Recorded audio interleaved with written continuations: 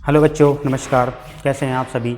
स्वागत करता हूं मैं आपका सक्सेस एग्रीकल्चर इंस्टीट्यूट के इस ऑनलाइन ई लर्निंग प्लेटफॉर्म पे, जहां मैं आपके साथ में एक बार फिर से जुड़ गया हूं। जैसा कि आपको पता है कि हमारी डेली जो है वो क्लासेस चलती है, लेकिन आज कुछ तकनीकी ख़राबियों की वजह से हम लोग लाइव क्लास नहीं ले पा रहे हैं। लेकिन आप लोग चिंता मत करिए, आपके लिए हम लोग रिकॉर्डेड जो सेशन है वो कर रहे हैं ताकि आपकी पढ़ाई ना रुके। ठीक है, उसकी व्यवस्था हम लोग रिकॉर्डेड वीडियो से कर रहे हैं। ठीक है, हम लोग कल या परसों से फिर से हम लोग लाइव आने लगेंगे। उस बात की चिंता नहीं करनी है, आपको अपनी पढ़ाई जो है वो कंटिन्यू रखनी है, जिससे कि आपकी पढ़ाई का जो क्रम है वो ना टूटे। ठीक है, चलिए स्टार्ट करते हैं हम लोग। जैसा कि आपको पता है कि हम लोग मुर्गी पालन पोल्ट्री फार्मिंग पार्ट 4 देख रहे थे, मुर्गी की बीमारियां। हमारी एक क्लास हो चुकी है, आज हम लोग जो है वो दूसरी क्लास देखेंगे। बच्चों, आपको पता है हम लोग कहाँ तक पहुँच गए थे। बच्चों, जैसा कि आपको पता है कि हम लोग जो है वो ट्रू फॉल्स देख रहे थे, और ट्रू फॉल्स में हम लोग इस 6 क्वेश्चन यानी कि नीली कलंगी रोग एक बाह्य परजीवी रोग है या नहीं है, यहाँ पर हम लोग चर्चा कर लिए थे। अब हम लोग आगे बढ़ेंगे, सभी बच्चे बोर्ड पे ध्यान देंगे। चलिए, अगला क्वेश्चन क्या है। रिकेट्स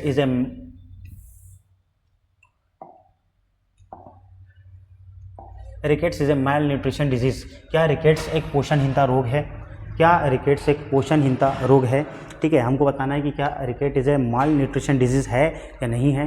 ठीक है, माल न्यूट्रिशन डिजीज़ मैं पहले बता चुका हूँ कि ऐसी बीमारियाँ जो कि किसी न किसी पोषक तत्व की कमी की वजह से होती है, वो कहलाती है माल न्यूट्रिशन डिजीजेस। ठीक है बच्चों, तो हमको पता है कि जो हमारा रिकेट होता है वो विटामिन डी की वजह से होता है। बच्चों, विटामिन डी की वजह से होता है। रिकेट का हिंदी नाम होता है सूखा रोग। क्या होता है? सूखा रोग। ठीक है, जैसा कि आपको लग रहा है कि विटामिन डी एक न्यूट्रिशन है और इसकी वजह से हो रहा है, इसका मतलब ये है कि ये पॉइंट हमारा बिल्कुल सही है कि जो रिकेट्स होता है वो माल न्यूट्रिशन डिजीज़ है। ठीक बच्चों, ठीक बच्चों, बढ़िया, समझ में आ गया। चलिए अगले क्वेश्चन की तरफ बढ़ते हैं, जो है वो foul pox is caused by bacteria. ये 2013 का क्वेश्चन है कि क्या फाउल पॉक्स रोग जीवाणु द्वारा होता है। ठीक है, फाउल पॉक्स यानी कि इसको हिंदी में कहते हैं चेचक। चेचक रोग क्या जीवाणु वजह से होता है? क्या आपको लग रहा है कि सही है या गलत है? जल्दी बताओ, जल्दी से। क्या आपको लग रहा है ये सही है या गलत है? बच्चों, ये बिल्कुल गलत स्टेटमेंट है, क्योंकि फाउल पॉक्स, कोई सा भी पॉक्स हो, कोई सा भी चेचक रोग हो, वो वायरस की वजह से होता है। बच्चों, किसकी वजह से होता है? वायरस यानी कि विषाणु की वजह से होता है। ये पॉइंट हमारा क्या हो जाएगा? गलत यानी कि फॉल्स। ठीक बच्चों, क्लियर। चलिए, बहुत बढ़िया। अगला क्वेश्चन कह रहा है pullorum disease is more prevalent in chicks hatched in incubator और मशीन। यानी कि पुलोरम बीमारी का प्रकोप प्रायः इंक्यूबेटर या मशीन द्वारा सेचन किए गए चूजों पर अधिक होता है। क्या ये क्वेश्चन, क्या ये पॉइंट सही है गलत है? 2013 का क्वेश्चन है। ठीक है, मतलब पुलोरम बीमारी का जो प्रकोप होता है, जो इंसिडेंस होता है, क्या वो जो इंक्यूबेटर होता है या मशीनों में जो चूजे पाले जाते हैं उनमें ज़्यादा होता है? क्या ये सही है या गलत है? बच्चों, ये बिल्कुल सही है। ठीक है बच्चों, ये बिल्कुल सही है। पुलोरम बीमारी जो होती है वो मशीन में अगर हम लोग चूजों को पाल रहे हैं तो उसमें ज़्यादा प्रकोप होने के चांसेस रहते हैं। नेचुरल कर रहे हैं तो उसमें कोई दिक्कत नहीं है। बच्चों, ये हमारा बिल्कुल ट्रू पॉइंट है। अगला है जो सबसे आखिरी है, round worm is an external parasite. 18 और 23 का क्वेश्चन है कि गोलकृमि क्या एक बाह्य परजीवी है। 18 और 23 का क्वेश्चन है कि राउंड वर्म या गोलकृमि क्या बाह्य परजीवी है। बच्चों, आपको पता है, मैं कल आपको बताया था, पैरासाइट की पूरी कहानी समझाया था कि पैरासाइट 2 प्रकार के होते हैं, एक होते हैं बाह्य, एक होते हैं अंतः, एक्सटर्नल और इंटरनल। ठीक बच्चों, एक्सटर्नल मतलब वो जो बाहर से परेशान करते हैं, बाहर से जो हमारे ऑर्गेनिज्म होते हैं, जीव जंतु होते हैं, उनको परेशान करते हैं, जैसे कि मच्छर, कीड़े, जूं, किलनी, ये सब क्या होते हैं? बाह्य। लेकिन अंदरूनी जो अंदर होते हैं वो मेन रूप से मैं बताया था कर्मी होते हैं, वर्म। तो ये राउंड वर्म ये भी एक प्रकार का वर्म है। तो ये क्या हुआ? Internal parasite. लेकिन हमको पॉइंट क्या बोल रखा है कि क्या ये एक्सटर्नल पैरासाइट है? क्या बिल्कुल ये है फॉल्स पॉइंट। ठीक बच्चों, ये बिल्कुल गलत पॉइंट है। क्यों? क्योंकि राउंड वर्म जो है वो इंटरनल पैरासाइट है। ठीक बच्चों, जल्दी से आप लोग इस स्लाइड को पढ़ लो, फिर मैं आगे बढ़ रहा हूँ। बच्चों, जल्दी से आप लोग इस स्लाइड को पढ़ लो, फिर मैं आगे बढ़ रहा हूँ। ठीक है, बिल्कुल भी आप लोग चिंता नहीं करना है, क्योंकि हमारी क्लासेस जो होती है वो डेली चलती है। ठीक है, लेकिन कुछ तकनीकी खराबी की वजह से आज हम लोग लाइव क्लास नहीं ले पा रहे हैं। ठीक है, चलिए बहुत बढ़िया, चलिए बहुत बढ़िया। अरे बच्चों, क्या आपको क्लियर हो रहा है क्या?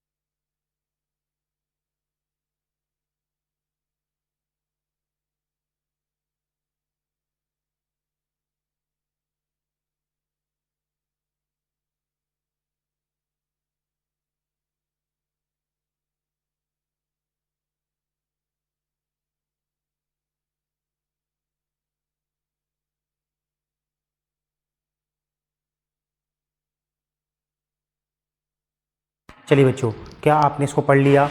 क्या मैं ये मान लूँ कि आपने पढ़ लिया? क्या बच्चों मैं आगे बढ़ूँ क्या? चलिए, अगर हम लोग आगे बढ़ रहे हैं तो अगले जो क्वेश्चन है वो आते हैं मैच द पेयर, यानी कि जोड़ी मिलाइए। ठीक बच्चों, क्या मिलाना है हमको? जोड़ी मिलाइए। ठीक है बच्चों, तो आप में इसमें से कितने जोड़ी मिला सकते हैं? क्या वाइट डायरिया डिजीज़ या पुलोरम कौन सी बीमारी है? गुम्बोरो फाउल पॉक्स या फाउल पॉक्स कौन सी बीमारी है? पोल्ट्री चिकन पॉक्स और रिकेट्स ये कैसी बीमारियां हैं? क्या बच्चों आप लोग बता पाएंगे क्या? क्या बच्चों आप लोग बता पाएंगे क्या? इसमें से अधिकतर तो आप लोग मिला ही लोगे। ठीक है बच्चों, अधिकतर इसमें से आप लोग मिला लोगे। ठीक है, कैसे मिला लोगे? चलिए मिलाते हैं हम लोग। ठीक है, जैसे कि हमको पता चल रहा है कि जो वाइट डायरिया डिजीज़ होती है, पुलोरम डिजीज़ होती है, जो ये किसके कारण होती है? साल्मोनेला पुलोरम बैक्टीरिया, है ना। ये हम लोग कई बार बात कर चुके हैं, है ना। इस पर हम लोग कई बार बात कर चुके हैं कि पुलोरम जो होती है वो बैक्टीरिया के द्वारा होती है ना। आप लोगों ने कई लोगों ने इस बार इसके आंसर वायरस भी दिया था, जो कि गलत था। ठीक है, चलिए अगला क्या है? गुम्बोरो या फाउल पॉक्स या फाउल पॉक्स, ये किसकी वजह से होता है बच्चों? इसका आंसर क्या आएगा बच्चों? इसका आंसर क्या आएगा?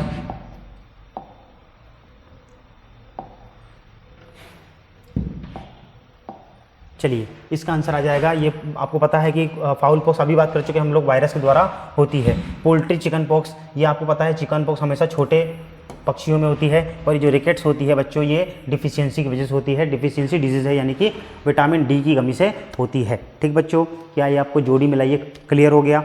आपको बोर्ड पे दिख भी रहा है कि कौन सा मैच द पेयर कौन से सन में पूछा गया है। ठीक है, जल्दी से इसको पढ़ लो, फिर हम लोग आगे बढ़ रहे हैं बच्चों। जल्दी से बच्चों, जल्दी से इसको आप लोग पढ़ लो, फिर हम लोग आगे बढ़ रहे हैं। पढ़ लिया बच्चों? पढ़ लिया क्या? आप इसका स्क्रीनशॉट भी ले सकते हैं। चलिए आगे बढ़ते हैं हम लोग अगले क्वेश्चन की तरफ। अगला क्वेश्चन क्या कह रहा है? आंसर इन वन वर्ड, यानी कि एक वाक्य में उत्तर। Which disease of chicken is known as white diarrhoea? बच्चों, सफ़ेद दस्त के नाम से मुर्गियों में कौन सा रोग जाना जाता है? हम लोग कई बार बात कर चुके हैं कि ये जो वाइट डायरिया है, यानी कि इसका एक और नाम क्या होता है बच्चों? BWD, bacillary white diarrhoea. बच्चों, ये पुलोरम को कहते हैं, है ना। पुलोरम को हम लोग कहते हैं वाइट डायरिया या बेसिलरी वाइट डायरिया। चलिए अगला क्वेश्चन क्या लिखा है? Right the full name of BD। बच्चों, BD का पूरा नाम तो वही है, बेसिलरी वाइट डायरिया, है ना। BWD या फिर BD बोलते हैं इसको। इसका फुल फॉर्म होता है बेसिलरी वाइट डायरिया। बच्चों, ये पुलोरम बीमारी का अन्य नाम है ना। वही क्वेश्चन, पहला ही क्वेश्चन फिर से एक बार पूछा जा चुका है। ठीक है, तो यही क्वेश्चन आपको बार बार एग्ज़ाम में आते हैं, इसलिए आपको परेशान नहीं होना है बिल्कुल भी। ठीक है, चलिए अगला, write the name of pathogen of pullorum BD। Pullorum BD के रोगजनक का नाम लिखिए। कई बार बात कर चुके हैं, साल्मोनेला पुलोरम। अरे बच्चों, क्या? साल्मोनेला पुलोरम। ठीक है बच्चों, वही बात है कि देखो 3 क्वेश्चन एक ही तरीके के हो गए, पुलोरम के बारे में ही पूछ रहा है हमको। ठीक है, और सबसे लास्ट क्वेश्चन है, the formation of yellow lumps on the heart is a symptom of which disease? हृदय पर पीले रंग की गांठें पड़ जाना किस रोग का लक्षण है? तो ये लक्षण भी पुलोरम बीमारी का ही है। ठीक है, या तो पुलोरम लिख सकते हैं या फिर बेसिलरी वाइट डायरिया आप लोग लिख सकते हैं। ठीक बच्चों, क्या आपको ये चारों क्वेश्चन क्लियर हो गए क्या बच्चों? चारों क्वेश्चन याद करेंगे जल्दी से कि वाइट डायरिया का अन्य नाम क्या है? पुलोरम। ठीक है, BD का फुल फॉर्म क्या है? Bacillary white diarrhoea. पुलोरम का कारक क्या है? तो साल्मोनेला पुलोरम। और हृदय पर, यानी कि दिल पर सफ़ेद प्रकार के, येलो, पीली रंग की गांठें पड़ जाना किसका लक्षण है? तो ये भी पुलोरम का ही लक्षण है। ठीक बच्चों, जल्दी से इस स्लाइड को पढ़ लो, फिर मैं आगे बढ़ रहा हूँ। अरे बच्चों, जल्दी से इस स्लाइड को पढ़ लो, फिर मैं आगे बढ़ रहा हूँ। ठीक है, बहुत बढ़िया। चलिए आगे बढ़ते हैं हम लोग। वेरी शॉर्ट, यानी कि इसमें हमको थोड़े से छोटे आंसर लिखने पड़ेंगे। Right the name of the 3 viral diseases that occur in chicken. मतलब मुर्गियों में होने वाली 3 विषाणु जनित रोगों के नाम हमको लिखना है। कितने जनित? 3। ठीक है बच्चों, नाम याद करेंगे। कौन कौन सी बीमारियां हैं? रानीखेत बहुत ज़्यादा इंपॉर्टेंट, दूसरा है स्मॉल पॉक्स और तीसरा है पैरालाइसिस। ठीक है बच्चों, एक तो रानीखेत, एक चेचक और तीसरा है लकवा। ये तीनों जो बीमारियां हैं वो वायरस के द्वारा होती है। ठीक बच्चों, याद हो जाएगा। रानीखेत, पैरालाइसिस और कौन सी है? Small pox. ठीक बच्चों, है ना। ये आपको पता है, हम लोग अभी पढ़ के आए हैं कि स्मॉल पॉक्स जो होती है वो किस में लगती है? छोटे बच्चों में लगती है। ठीक बच्चों, चलिए बहुत बढ़िया। अगले क्वेश्चन की तरफ बढ़ रहे हैं। Write the name of any 4 medicines given to the chicken when they get infected. मतलब मुर्गियों में जब रोग लग जाता है तो कौन कौन सी 4 दवाई हैं जो कि हमको देना चाहिए वो लिखना है। तो कौन कौन सी देना है, एक तो हम दे सकते हैं फ्यूराजोलिडोन, ऑक्सीटेट्रासाइक्लिन, टेरामाइसिन और ओमनामाइसिन। ठीक बच्चों, ये हम लोग जो है वो 4 प्रकार की दवाइयाँ हम लोग मुर्गियों को दे सकते हैं, ठीक है, जब वो बीमार पड़ती है, ठीक है, जनरल केस में। ठीक बच्चों बच्चों क्लियर हो गया।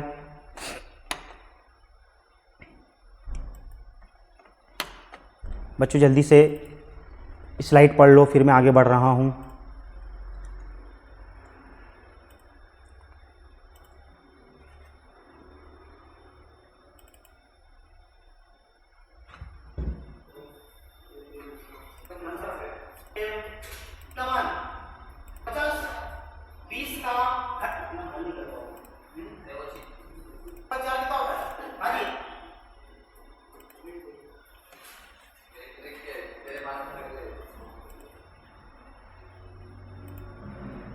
चलिए, अरे बच्चों पढ़ लिए क्या आपने?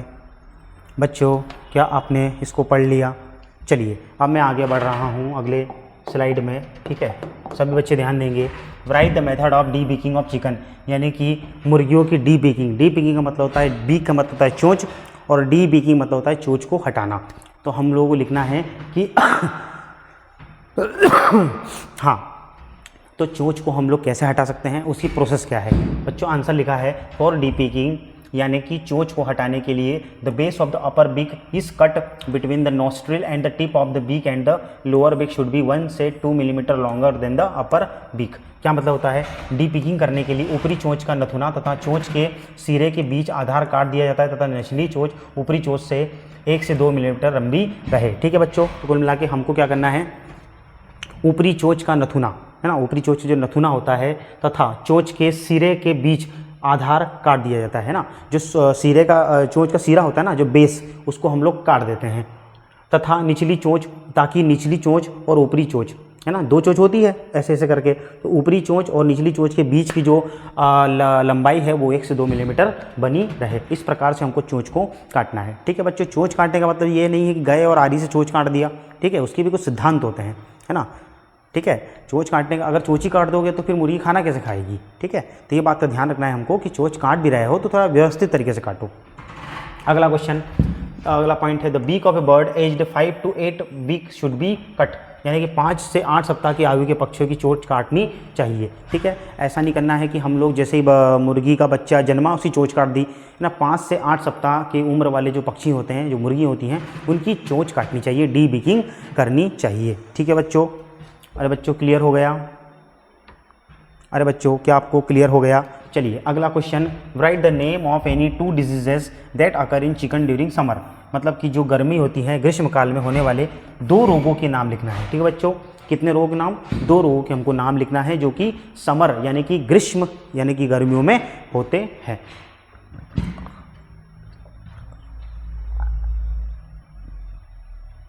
देखेंगे summer disease of chicken are क्या क्या है। फाउल पॉक्स यानी कि चेचक, चिचड़ी फीवर यानी कि किलनी ज्वर, कॉक्सीडियोसिस को हिंदी में कॉक्सीडियोसिस कहते हैं, और हेलमिंथियासिस। ठीक बच्चों, कृमि रोग कौन कौन से हैं? फाउल पॉक्स, चिचड़ी ज्वर, कॉक्सीडियोसिस और कृमि रोग। बच्चों ये हमको याद करना है कि यही जो 4 बीमारियां हैं ये गर्मियों में यानी कि ग्रीष्म के दौरान लगती है, समर के दौरान लगती है। ठीक बच्चों, अरे बच्चों क्या आपको क्लियर हो गया? चलिए, और आखिरी क्वेश्चन क्या कह रहा है, अगला क्वेश्चन जो आखिरी क्वेश्चन है वो क्या कह रहा है, right the name of any 2 diseases that occur in chicken during autumn, यानी कि शरदकालीन। ठीक है बच्चों, गर्मियों में तो पढ़ ली, सर्दियों में कौन कौन से रोग हो जाते हैं, तो वो रोग हैं कोल्ड, सही बात है, सर्दियों में कोल्ड होगी, ठंड लगेगी।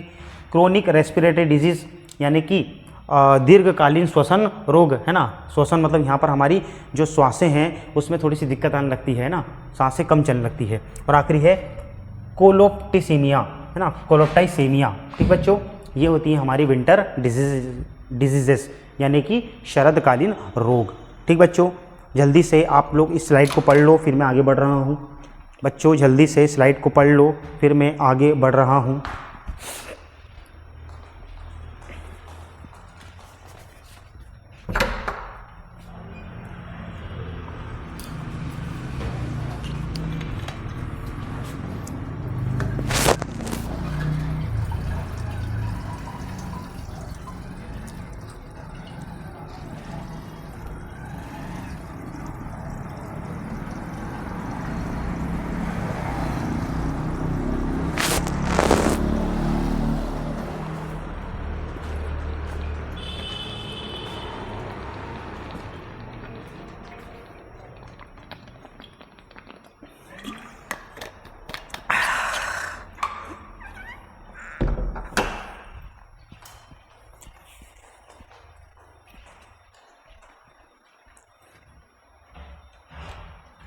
चलिए पढ़ लिया आपने? अरे बच्चों क्या आपने पढ़ लिया? चलिए मैं आगे बढ़ रहा हूँ। हाँ जी, शॉर्ट आंसर, ठीक है बच्चों, यानी कि लघु उत्तरीय प्रश्न। Right the symptom of foul pox disease in chicken, यानी कि हमको लिखना है कि फाउल पॉक्स रोग के लक्षण क्या क्या है। ठीक है बच्चों, चेचक के रोग के लक्षण क्या क्या हैं ये हमको लिखना है। चलिए लिखते हैं।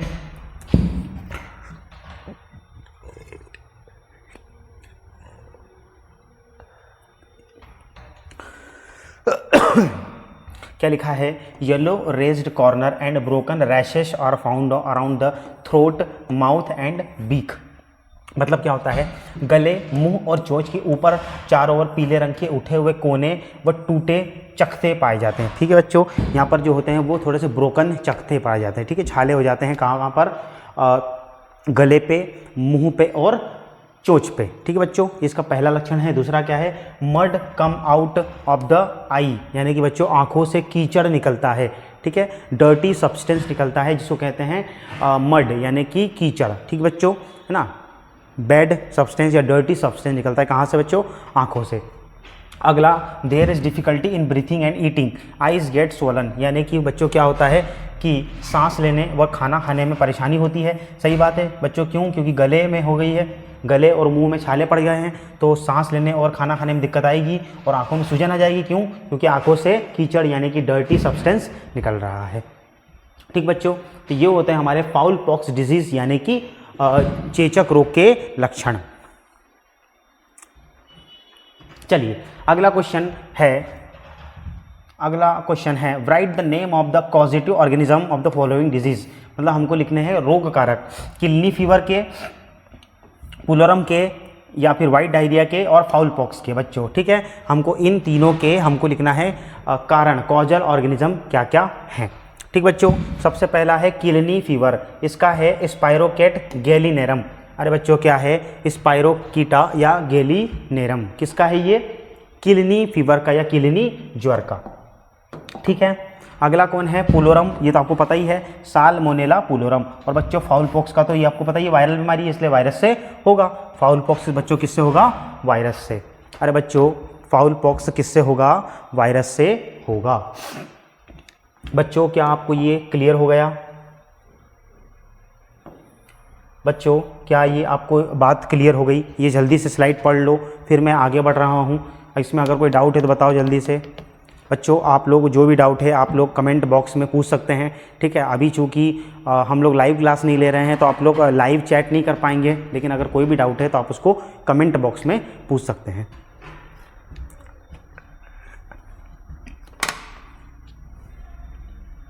ठीक है बच्चों,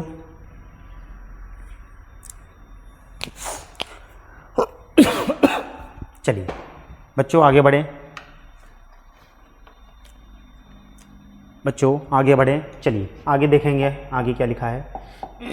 हाँ जी, write any 5 measure to protect chicken from diseases. मतलब कि मुर्गियों को हमको रोगों से बचाना है तो हमको कौन कौन से प्रोटेक्शन यानी कि उपाय लिखने पड़ेंगे, प्रिवेंशन के क्या मेथड होंगे। ठीक बच्चों, चलो क्या क्या करेंगे?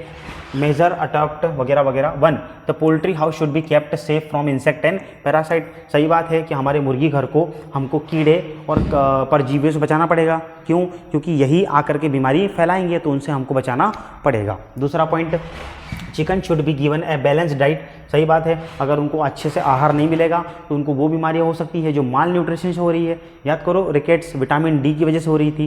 ठीक है, तो उनको मुर्गियों को हमको बैलेंस डाइट यानी कि संतुलित आहार देना पड़ेगा, नहीं तो क्या पड़ जाएंगे? बीमार पड़ जाएंगे। ठीक, चलिए they should be protected from adverse weather. सही बात है, उनको प्रतिकूल परिस्थितियों से यानी कि तापमान, बारिश, पानी, सब दूषित पानी, सबसे हमको बचाना पड़ेगा, है ना। एडवर्स वेदर यानी कि कोई ज़्यादा दिक्कत ना आए, ज़्यादा गर्मी ना हो, ज़्यादा ठंडी ना पड़े। ठीक है, इन सब से हमको बचाना पड़ेगा। ठीक है बच्चों, ठीक है। Vaccination should be done from time to time to protect them from various diseases. सही बात है, उनको बीमारियों से बचाने के लिए समय समय पर हमको क्या लगाना पड़ेगा? टीका लगाना पड़ेगा बच्चों। ठीक है, हमको भी बचपन में कई सारे टीके लगे थे, आपको पता होगा, आपको पोलियो का टीका लगा होगा। ठीक है, पोलियो की बीमारी थी जो पहले बहुत फैलती थी, आपको कोरोना वायरस का टीका लगा होगा। ठीक है, चलिए तो हमको चूजों को या मुर्गियों को समय समय पर टीके लगाना चाहिए। अगला है ventilation and pure fresh water should be arrange. सही बात है, हाँ, वेंटिलेशन यानी कि क्या बोलते हैं इसको, वेंटिलेशन, है ना, हवा का जो आवागमन होता है वो अच्छे से होना चाहिए। और उनके लिए हमको फ्रेश वाटर यानी कि ताज़ा पानी, साफ़ पानी, स्वच्छ पानी की व्यवस्था करनी पड़ेगी। अगर ये सब करोगे तो आप अपनी मुर्गियों को बीमार होने से बचा सकते हो। ठीक बच्चों, किससे बचा सकते हो, बीमार होने से बचा सकते हो, है ना। तो ये सब आपको करना पड़ेगा। ठीक है, ये कुछ उपाय हैं जिससे आपको मुर्गियों को बचा सकते हो। ठीक बच्चों, जल्दी से इसको आप लोग पढ़ लो। चलिए अगला question, right the name of the pathogen of tuberculosis and any 5 symptom, मतलब कि क्षय रोग के रोगजनक तथा कोई 5 लक्षण लिखिए। ठीक बच्चों, चलिए देखते हैं क्षय रोग के क्या क्या पैथोजन का नाम है। पैथोजन का नाम है बैक्टीरिया नेम्ड माइकोबैक्टीरियम एवियम। बच्चों क्या नाम है, रोगजनक माइकोबैक्टीरियम एवियम नाम का जीवाणु इसके लिए जिम्मेदार होता है। इसके सिम्टम क्या क्या हैं, इसके सिम्टम है चिकन बिकम लेथर्जिक, मतलब कि यहाँ पर हमारी जो मुर्गियाँ होती हैं वो सुस्त पड़ जाती है। दूसरा डायरिया स्टार्ट, मतलब उनको दस्त लग जाते हैं। तीसरा बॉडी वेट डिक्रीसेस, सही बात है, उनका जो वजन होता है वो कम होने लगता है। There is difficulty in breathing, मतलब सांस लेने में दिक्कत। Yellow pimple are seen on the lung, liver and spleen of the dead bird, मतलब कि अगर मरे हुए पक्षी है, अगर वो पक्षी मर गया है इस क्षय रोग से तो उसके फेफड़ों, यकृत, प्लीहा पर पीले रंग की फुंसियाँ दिखाई देती है। ठीक बच्चों, ये होते हैं इस बीमारी के लक्षण। बच्चों जल्दी से इसको आप लोग पढ़ लो, फिर हम लोग आगे बढ़ रहे हैं। जल्दी से बच्चों इसको आप लोग पढ़ लो, फिर आगे बढ़ रहे हैं जल्दी से।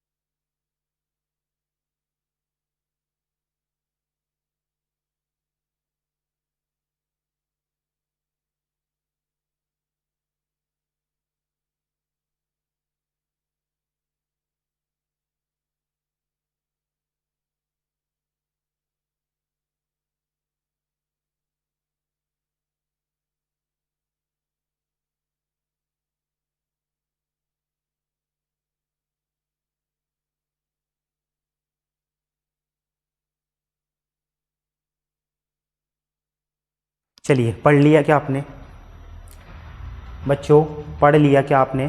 चलिए अगली स्लाइड की तरफ मैं बढ़ रहा हूँ, थोड़ा सा ध्यान से देखेंगे क्या कह रही है अगली स्लाइड।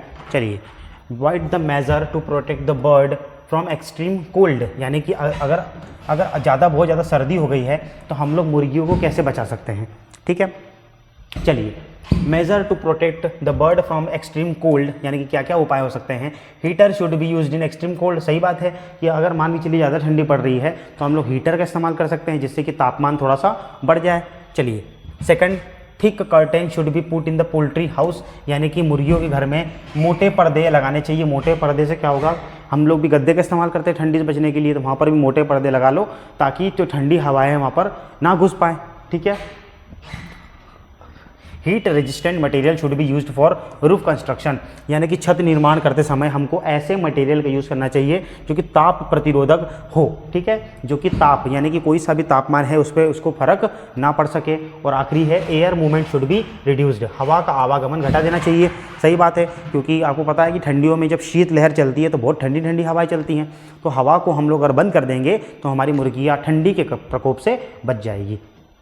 ठीक बच्चों, तो ये कारण है, यही रीज़न है कि हम लोग मुर्गियों को ठंड से बचा सकते हैं। अगला है, अगर ठंड से बचा दिया तो गर्मी से कैसे बचाएंगे। How can be the bird B protected from extreme heat, अधिक गर्मियों से मुर्गियों की रक्षा किस प्रकार कर सकते हैं। ठीक है बच्चों, क्या कर सकते हैं, चलिए बहुत बढ़िया। हाँ जी, क्या कर सकते हैं, इंक्रीज द एयर एंट्री, मतलब क्या करो भाई, वेंटिलेशन करो, है ना, वेंटिलेशन बनाओ ताकि उनको अच्छे से हवा मिल पाए। Sprinkle cold water all around the poultry house, मतलब कि मुर्गी घर के चारों तरफ ठंडा पानी का करना चाहिए, छिड़कना चाहिए जिससे कि वहाँ पर ठंडक बनी रहे। Arrange cold and fresh water for the bird, मुर्गियों के लिए ठंडे व ताज़े पानी की व्यवस्था करो, क्योंकि आपको पता है गर्मियों में बहुत ज़्यादा प्यास लगती है ना, और ठंडा पानी की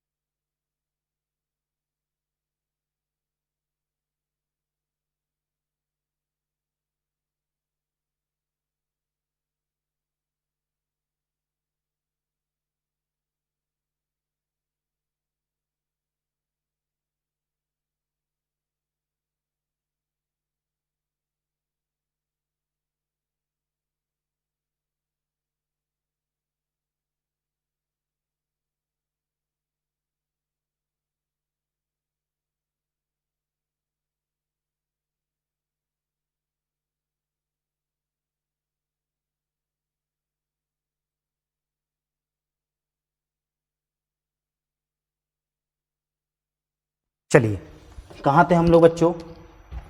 अरे बच्चों हम लोग कहाँ थे?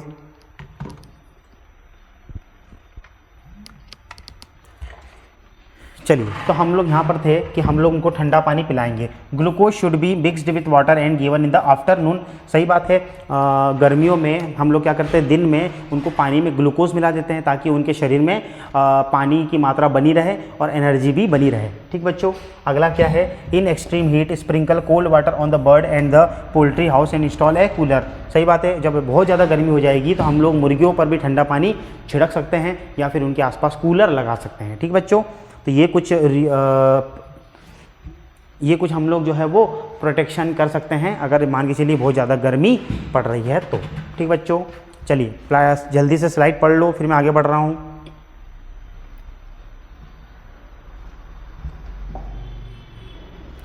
बच्चों जल्दी से स्लाइड पढ़ लो, फिर मैं आगे बढ़ रहा हूँ।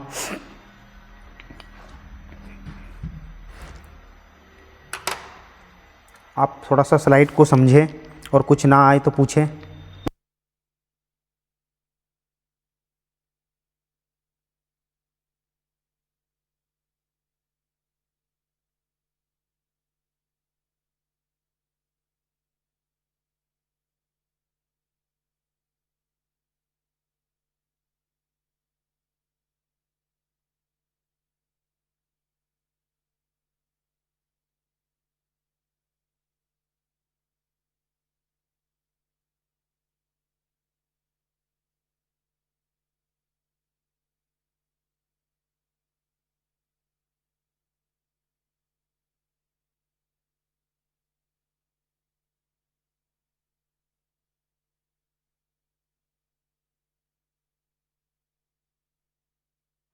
चलिए बच्चों, पढ़ लिया आपने? अरे बच्चों क्या आपने पढ़ लिया? ठीक है, चलो मैं आगे बढ़ रहा हूँ अगले क्वेश्चन की तरफ। क्या कह रहा है अगला क्वेश्चन? हाँ जी, लॉन्ग आंसर टाइप कुछ क्वेश्चन आते हैं। Give the following information about pullorum disease. Pullorum बीमारी के बारे में निम्नलिखित जानकारियाँ बताइए। उसका पैथोजन यानी कि रोग कारक क्या है, उसका इंक्यूबेशन पीरियड क्या है, उसके सिम्टम क्या क्या है। ठीक बच्चों, तो अधिकतर चीज़ें तो हम लोग पहले पढ़ चुके हैं, है कि नहीं? अधिकतर चीज़ें तो हम लोग पहले ही पढ़ चुके हैं। तो अब हम लोग बाकी की चीज़ें देख लेते हैं कि उसके हम लोग बाकी की चीज़ें देख लेते हैं। चलिए, pullorum disease is found in country where poultry farming is done in a large scale. सही बात है, बड़े पैमाने पर जहाँ पर मुर्गी पालन किया जाता है वहाँ पर पुलोरम बीमारी के ज़्यादा प्रकोप होने के चांसेस होते हैं। ठीक है भाई। पुलोरम के पैथोजन क्या है? Bacterial disease which spread through Salmonella pullorum. ये हम लोग कई बार बात कर चुके हैं कि ये बैक्टीरिया द्वारा फैलती है, जीवाणु द्वारा फैलती है, और उस जीवाणु का कारक कौन है? साल्मोनेला पुलोरम। ठीक बच्चों, चलिए सेकंड पॉइंट ये भी हम लोग देख चुके हैं बार बार कि इंक्यूबेशन पीरियड बच्चों इसका होता है 4 से 10 दिन। उद्भवन काल कितना होता है? 4 से 10 दिन। ठीक है, बार बार हम लोग बात कर चुके हैं कि पुलोरम का जो रोग कारक होता है वो होता है साल्मोनेला पुलोरम, और उसका रोग कारक होता है उसका इंक्यूबेशन पीरियड होता है 4 से 10 दिन। ठीक है बच्चों, इंपॉर्टेंट है इसका सिम्टम। ठीक है बच्चों, क्या इंपॉर्टेंट है इसके सिम्टम? मेन सिम्टम क्या क्या है? There is an acute septicaemic and fatal disease, है ना। बहुत ज़्यादा ये क्या होती है? तीव्र होती है ना, सेप्टिसेमिक और जानलेवा बीमारी होती है। ठीक है भाई। The chicken look very lethargic, मतलब कि इसमें मुर्गियाँ काफ़ी सुस्त दिखाई देती है। दूसरा, एपेटाइट का लॉस होना, और थर्स्ट यानी कि भूख प्यास का समाप्त हो जाना, भूख खत्म हो जाती है।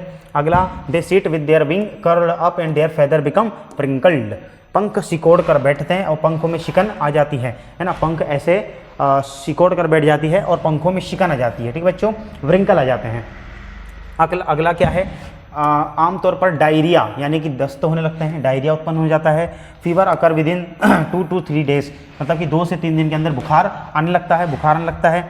एग प्रोडक्शन डिक्रीजेस, सही बात है, बीमारी होगी तो अंडा उत्पादन अपने आप घट जाएगा। Congested spleen and yellowish liver are seen in the dead bird on which streaks of blood flow are visible, मतलब मृत पक्षी जो मर गए हैं में सक्रिय तिल्ली और पीला यकृत येलोविश लीवर दिखाई देता है जिस पर खून बहाव की धारियाँ दिखती है। सही बात है ना। लीवर पर स्क्रीन पे बहुत ज़्यादा इसका इफेक्ट पड़ता है। The ovule are deformed and separated and are found in the abdomen, बीजान जो होते हैं, जो अंडाशय होते हैं, विकृत हो जाते हैं और अलग होकर उदर में पाए जाते हैं। ठीक बच्चों, है ना। अंडाशय आपको पता है कि अंडाशय होते हैं, वहाँ से टूट करके वो बिखर करके आकर के एब्डोमेन में आकर के जमा हो जाते हैं। और आखिरी क्या है? It's surest proof is the blood test called rapid whole blood test, इसका पुख्ता प्रमाण रक्त जांच है, यानी कि हम लोग ब्लड टेस्ट करेंगे जिसे तीव्र संपूर्ण रक्त परीक्षण है, रैपिड होल ब्लड टेस्ट कहते हैं। ठीक है बच्चों, अगर इसमें अगर पॉजिटिव हो गया इसका मतलब कि उसको पुलोरम है और नहीं तो फिर नहीं है। ठीक बच्चों, है ना। ये सब तो बीमारियों के जो भी जितने भी लक्षण हैं इससे हम लोग को केवल पता चलेगा कि हाँ ये हो सकता है, लेकिन टेस्ट से हमको क्लियर हो जाएगा।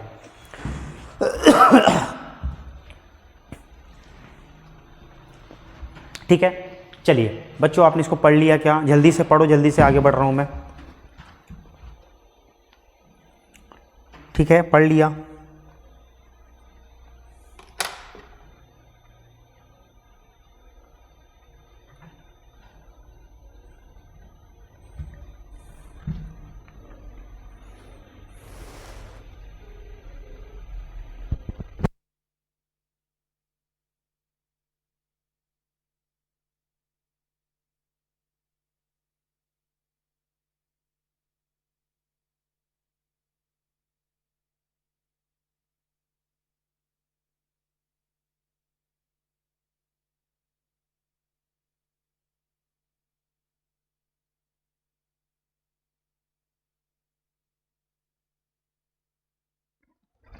चलिए, तो क्या आपने पढ़ लिया? अरे बच्चों, क्या आपने इसको पढ़ लिया? चलिए, और हाँ जी, तो हमारा ये जो पोल्ट्री का पार्ट 1 यानी कि डिजीज़ ऑफ पोल्ट्री 1 था वो ख़त्म हो चुका है। तो बच्चों आज का हम लोग यहीं तक रखते हैं, कल से हम लोग जो है वो पोल्ट्री का डिजीज़ पार्ट 2 शुरू करेंगे। ठीक है बच्चों, कल हम लोग कोशिश करेंगे कि कल हम लोग लाइव क्लास करने की कोशिश करें। ठीक है, अगर नहीं हुआ तो फिर से आपको रिकॉर्डेड वीडियो सीरीज़ देखनी पड़ेगी। ठीक है बच्चों, इसमें कोई समस्या नहीं है ना। लाइव की जगह आप लोग रिकॉर्डेड भी देख सकते हैं, वही का भी कंटेंट आपको फिर से मिल जाएगा। अगर आपको कोई डाउट आता है तो आप लोग कमेंट करके पूछ सकते हैं। ठीक है, तो बच्चों बहुत अच्छा लगा आपसे एक बार फिर से मिल करके। मैं उम्मीद करता हूं कि आप लोग डेली इसी प्रकार जुड़ते रहेंगे। कल भी किसी कारण से क्लास नहीं चल पाई। ठीक है, हाँ जी बिल्कुल, बहुत बढ़िया। ठीक है, तो आज का हम लोग यहीं तक रखते हैं, है ना। मैं उम्मीद करता हूं कि आपको बहुत अच्छा लगा होगा, जो चीज़ें बताई गई है वो समझ में आया होगा, और आप लोग डेली इसी प्रकार से हमारे साथ में रोज़ जुड़ जाएंगे ताकि इसको हम लोग आगे बढ़ा सकें। ठीक बच्चों, तो हम लोग फिर से मिलेंगे कल इसी टाइम पे। तब तक के लिए बाय बाय, धन्यवाद, नमस्कार, सबा खैर, गुड नाइट। ठीक है, ध्यान रखिए अपना। चलिए बाय बाय।